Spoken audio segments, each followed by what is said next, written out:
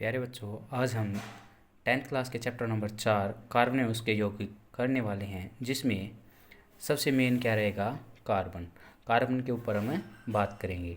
Carbon देखो, आधुनिक आवर्त सारणी जो है मॉडर्न पीरियोडिक टेबल, उसमें इसका कार्बन का नंबर कितना होता है? देखो, hydrogen, helium, lithium, beryllium, boron, carbon. Carbon देखो 1 2 3 4 5 6 नंबर पे आता है। तो 6 नंबर पे आता है तो फिर हम बात करेंगे इसके सेल की, यानी कि कक्ष होगी। इसमें जैसे कि K L M N ऐसे ही सेल चलते रहते हैं। पहले में कितना हो गया? 2 हो गए, दूसरे में 8 होते हैं, फिर 18 होते हैं, ऐसे ही चलते रहते हैं। तो अब कार्बन के पास बात करेंगे कितने सेल होते हैं। पहले से इस कार्बन के के और एल बना के देखता हूँ। पहले में तो 2 हो गए, लेकिन कार्बन का नंबर 6 है, तो इसके पास कितने इलेक्ट्रॉन है? 6 हैं। जो पहले में 2 आ गए, लेकिन दूसरे में कितने होने चाहिए? 8। कम से ज़्यादा 8 होने चाहिए, लेकिन इसके पास तो 6 ही हैं, तो उसमें से कितने बच गए? 4 बच गए। 4 बच गए ना। जो बाहर होते हैं, बाहर वाले सेल में होते हैं, वही क्या करते हैं? आबंध बनाते हैं, यानी कि बॉन्ड बनाते हैं। तो 4 है, तो ये कितने बॉन्ड बनाएगा? 4 बॉन्ड बनाएगा। तो ज़रूरी नहीं है इसको 4 ही 8 बनाने के लिए कितने की ज़रूरत है? 4 की ज़रूरत पड़ेगी, क्योंकि 4 से 8 बनाए तो 4 की ज़रूरत। तो ये 4 लेने की बजाय छोड़ भी तो सकता है। तो यानी कि ये कार्बन है, तो 4 इलेक्ट्रॉन छोड़ भी सकता है और 4 इलेक्ट्रॉन ले भी सकता है। तो इसको क्या बोलते हैं? चतुसंयोजकता। क्या बोलते हैं? चतुसंयोजकता।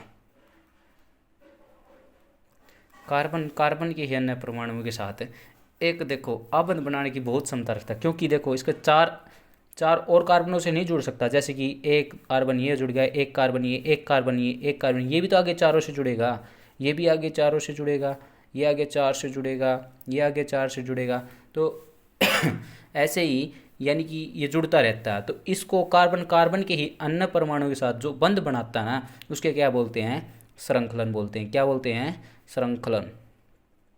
क्या बोलते हैं? श्रृंखलन। तो अब ये कार्बन के क्या थे? गुणधर्म थे। तो क्या थे कार्बन के? 2 गुणधर्म। अब देखो लिखना आ जाए कार्बन के ऊपर, तो कैसे लिखेंगे? जो आधुनिक आवर्त सारणी में कार्बन का परमाणु क्रमांक 6 है, ठीक है। और इसके जो बाहरी कक्ष में 4 इलेक्ट्रॉन होते हैं, 4 अन्य कार्बन परमाणु के साथ बंध बनाने की अद्भुत क्षमता रखता है, जिसे क्या कहते हैं? श्रृंखलन कहते हैं। यह है 4 आबंध बनाता है। यह 4 इलेक्ट्रॉन ले भी सकता है, 4 इलेक्ट्रॉन त्याग भी कर सकता है। तो इसे क्या बोलते हैं? चतुसंयोजकता बोलते हैं। इसके बाद जो इस चैप्टर में मेन आता है वो होता है एल्केन, एल्किन, अल्काइन। क्या होता है? एल्केन,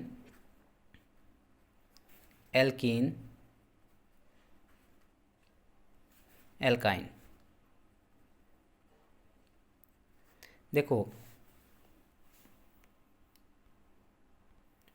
फर्स्ट तो जो होता है ना, एल्केन का फार्मूला क्या होता है? एल्केन का फार्मूला जो होता है ना, वो होता है CnH2n+2। और इसमें एल्किन का, एल्काइन का जो फार्मूला होता है वो देखो, इसमें से 2 प्लस थे, इसमें 2 ये हटा दीजिए, CnH2n हो गया, ये 2 हटा दीजिए। लेकिन एल्काइन होता है तो इसमें क्या करना है? 2 और कम कर दीजिए, CnH2n, और इसमें से भी क्या कर दीजिए? 2 माइनस। ये n क्या है? ये नंबर ऑफ कार्बन होगा, यानी कि कितने कार्बन उसमें लिए गए हैं। और नंबर 2, ये तो इसकी पहली होगी कि एल्केन का फॉर्मूला ये होता है। दूसरा क्या होता है? इसमें एक कलाबंद होता है। क्या होता है? एक कलाबंद होता है। नंबर 3 पे बात करते हैं। जो एक कलाबंद होते हैं वो क्या कहलाते हैं? 2 आबंद होते हैं वो क्या कहलाते हैं? 3 आबंद होते हैं वो क्या कहलाते हैं? ये आबंद क्या है ये भी मैं बताऊंगा। ये देखो कार्बन कार्बन के साथ क्या बना रहा है? एक आबंध बना रहा है, यानी कि जुड़ता है ना, जिससे इलेक्ट्रॉन त्याग के, उसको क्या बोलते हैं? ये आबंध बोलते हैं। इसका फार्मूला पता चल गया। इसमें क्या है? एक कलाबंद। क्या लिखेंगे? एक कल आबंध। एकल आबंध होता है। इसमें क्या होता है? एकल आबंध होता है। और जो एकल आबंध होता है ना, उसको क्या बोलते हैं? संतृप्त यौगिक। क्या बोलते हैं? संतृप्त यौगिक। क्या बोलते हैं? संतृप्त यौगिक। अब एल्कीन की बात करते हैं। इसमें क्या था? एकल आबंध था। इसमें क्या होगा? द्वितीय आबंध। क्या होगा? द्वितीय आबंध। अब तीसरी बात करते हैं, जिसमें 2 या 3 आबंध होते हैं ना, उसको क्या बोलते हैं? असंतृप्त यौगिक। असंतृप्त यौगिक। असंतृप्त यौगिक। इसके बाद एल्काइन की बात करें, देखो इसमें एक आबंध था, इसमें दो आबंध है, तो एल्काइन में क्या होगा, त्रिआबंध। क्या होगा, त्रिआबंध। और जिसमें दो या तीन आबंध होते हैं उसको क्या बोलते हैं, असंतृप्त यौगिक। हमें पता है क्या बोलते हैं।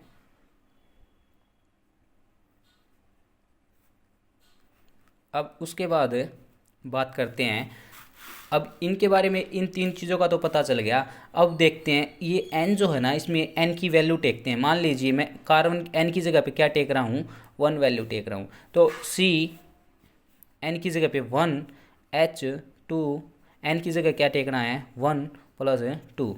देखो 2 की 1 के साथ मल्टीप्लाई करते हैं तो क्या था, C1H2 हो गया और प्लस 2, तो ये क्या होगा, C1H4।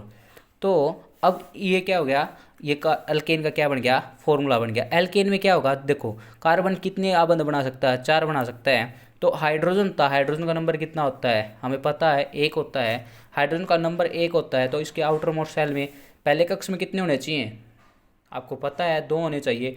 तो इसके पास तो 1 ही है, तो इसके आउटर मोस्ट शेल में कितने हो गए, 1 हो गए। तो ये क्या करेंगे, एक ये मिलेगा, एक ये मिलेगा, एक का हाइड्रोजन वाले से मिलके एक कार्बन वाले से मिलके क्या बनाएगा, एक आबंध।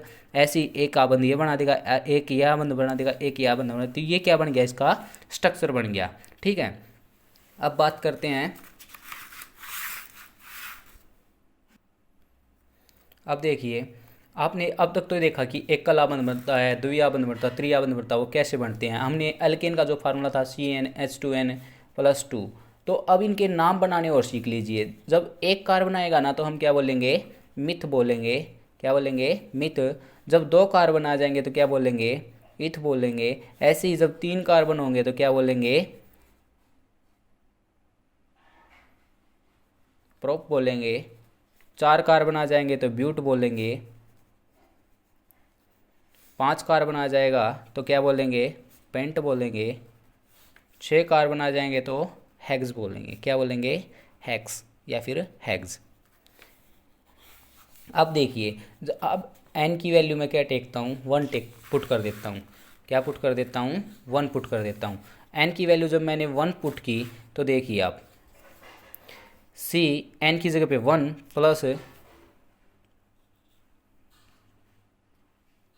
C n की जगह पे मैंने 1 पुट कर दिया, H2 n की जगह पे 1 प्लस का 2। देखो C1 2 की 1 के साथ मल्टीप्लाई 2 होगा और प्लस 2 करना तो 4 हो गया। देखो कार्बन 1 है, एक कार्बन के लिए क्या होता है, एक कार्बन के लिए होता है मिथ होता है। अब बात करेंगे जो अभी हमने पढ़ा था एल्केन, एल्किन, एल्काइन। आपने एल्केन, इसके पीछे क्या दिखाई दे रहा है, एन, तो इसके पीछे भी लगा दीजिए मीथेन। ठीक है, ऐसे ही जब देखो क्योंकि कार्बन है, इसके 4 हाइड्रोजन, तो ये चारों हाइड्रोजन के साथ मिलकर क्या बना लेगा, एकल आबंध बना लेगा। तो एकल आबंध दिखाई दे रहा, तो ये क्या है, एल्केन है। और इसके पीछे क्या लगता है, एन लगता है, तो इसके पीछे भी एन लगा दीजिए। एक कार्बन के लिए मिथ होगा, और जब सिंगल बॉन्ड बना है तो इसके ऊपर क्या लगेगा, एन लग जाएगा, मिथ एन बन गया इसका नाम। ऐसे ही एन की जगह पे 2 पुट करता मैं, और 2 पुट करता, और 2 इंटू 2 प्लस 2, ये क्या जगह C2H4 प्लस 2 6। यानी कि अब क्या बन गया, 2 कार्बन है, 2 कार्बन के लिए क्या लिखते हैं, इथ। अब देखो मैं आपको स्ट्रक्चर बना देता हूँ। एक कार्बन ये हो गया, एक कार्बन, कार्बन कितने आबंध बनाता है, 4, 1 2 3, और ये चौथा ये रहा, 1 2 3, जो चौथा होगा वो ये रहा। अब हाइड्रोजन कितने हैं, 6 हैं, 3 इसके साथ लगा देता हूँ मैं, 3 इसके साथ लगा देता हूँ। देखिए कार्बन कार्बन के बीच में कितने आबंध हैं, एक ही आबंध है। हम और किसी के साथ नहीं देख रहे, हाइड्रोजन के साथ या फिर ऑक्सीजन के साथ, किसके साथ कितने आबंध, हमें तो कार्बन कार्बन के बीच में आबंध चेक करना। कितने आबंध हैं, एक आबंध है। एक आबंध है तो इसको क्या बोलेंगे, एन बोलेंगे। 2 कार्बन के लिए इथ, और इसके लिए क्या लगा देंगे, एन लगा देंगे एल्कीन के लिए। ऐसी एल्कीन में भी होता है, एन की जगह पे 3 पुट कीजिए, 4 पुट कीजिए, जितने भी आपको पुट करना वो पुट करते रहिए। अब मैं एल्कीन बताता हूँ आपको। एल्कीन वैसे इसको क्या बोलते हैं, एल्केन का जो प्रत्यय होगा वो क्या होगा, एन होगा। क्या होगा, एन।